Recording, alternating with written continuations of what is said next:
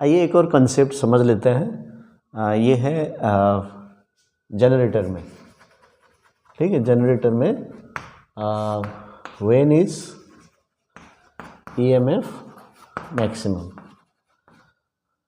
ये क्वेश्चन है।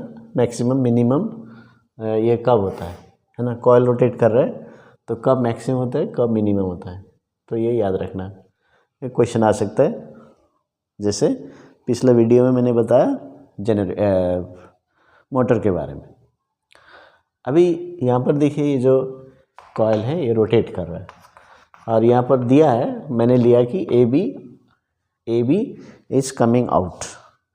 तो मान लो ये ए बी है, ये ए बी है ना।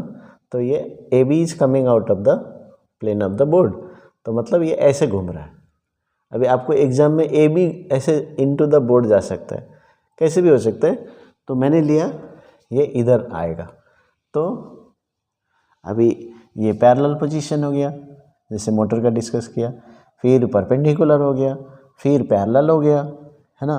तो कब ईएमएफ मैक्सिमम होगा और कब मिनिमम होगा।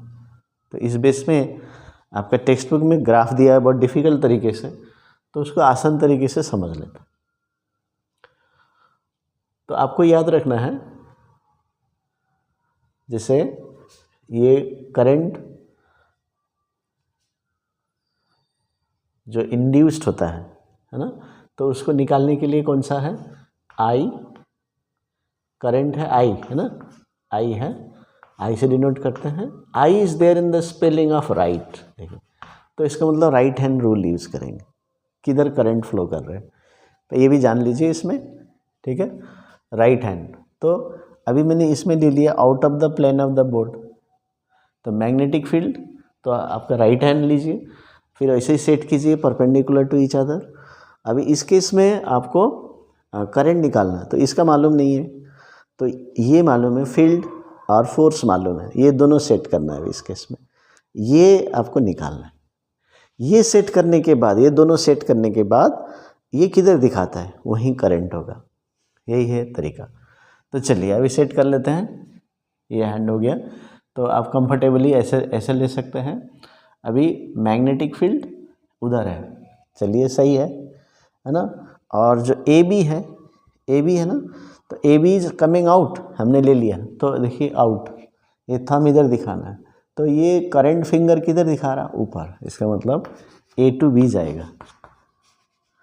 देखिए करंट का डायरेक्शन हमने निकाल लिया, कौन सा रूल से, फ्लेमिंग्स राइट हैंड रूल, ठीक है। तो करंट घूमेगा। अभी क्वेश्चन है व्हेन इज ईएमएफ मैक्सिमम, तो आपको एक तरीका बता देता हूँ।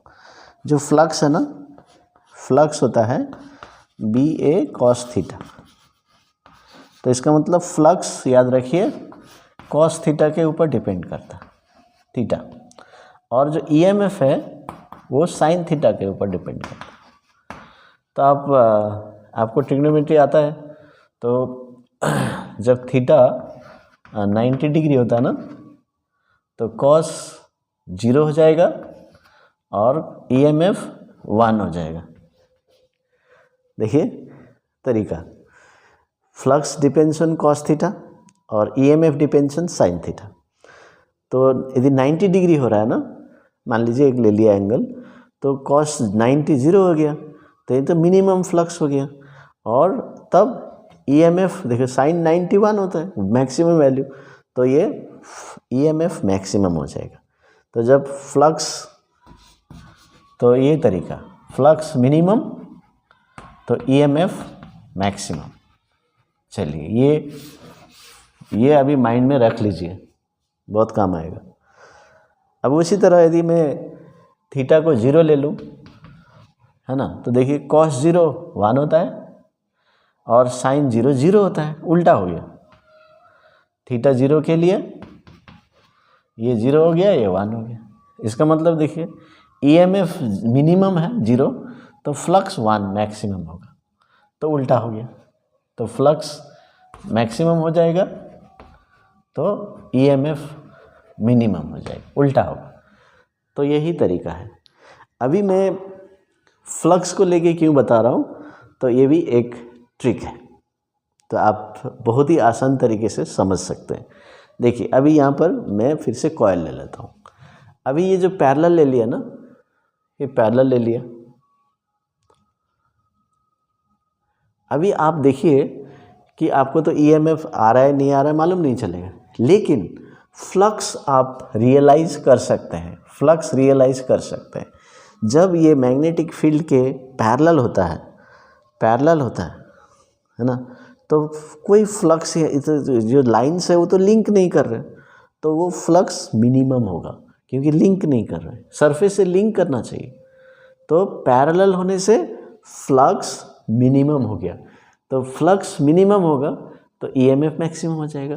इसका मतलब जब ये पैरेलल है तब फ्लक्स को रियलाइज करिए, फ्लक्स मिनिमम है तो ईएमएफ मैक्सिमम होगा। तो इसलिए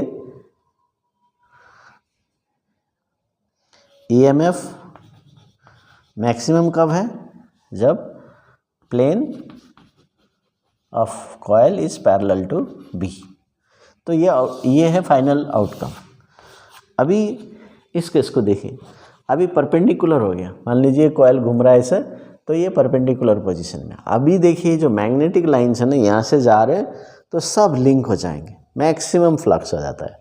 तो फ्लक्स मैक्सिमम होगा तो फिर ईएमएफ मिनिमम होगा। तो यानी कि ईएमएफ मिनिमम कब होगा? जब plane of the coil is perpendicular to magnetic field. तो ये आपको याद रखना है, तो ये याद रखेंगे। और आइडिया है फ्लक्स का लेके, तो इसलिए क्वेश्चन कैसे भी आ जाता है, आप देख लीजिए फ्लक्स मैक्सिमम हो रहा है तो ईएमएफ मिनिमम लिख दीजिए। तो फाइनल पॉइंट ये है, ये आपको याद रखना है।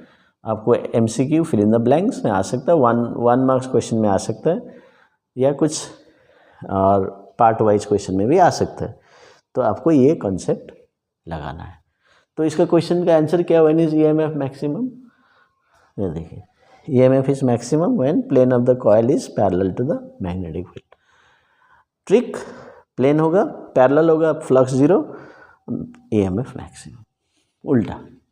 तो ये है आपका कॉन्सेप्ट। तो समझ में आया? चलिए तो रिवीजन कीजिए, ज़्यादा वीडियो में टाइम वेस्ट मत कीजिए। आप जितना ज़्यादा टेक्स्ट बुक देखेंगे और कॉन्सेप्ट को देखेंगे और प्रीवियस ईयर्स क्वेश्चंस और क्वेश्चंस को सॉल्व करेंगे, वो आपको बेनिफिट रहेगा। ठीक है, तो ये बहुत अच्छा एक टॉपिक है, तो आप इसको देखिए जल्दी से और नोट बना के रखिए, रिवाइज कीजिए। Thank you.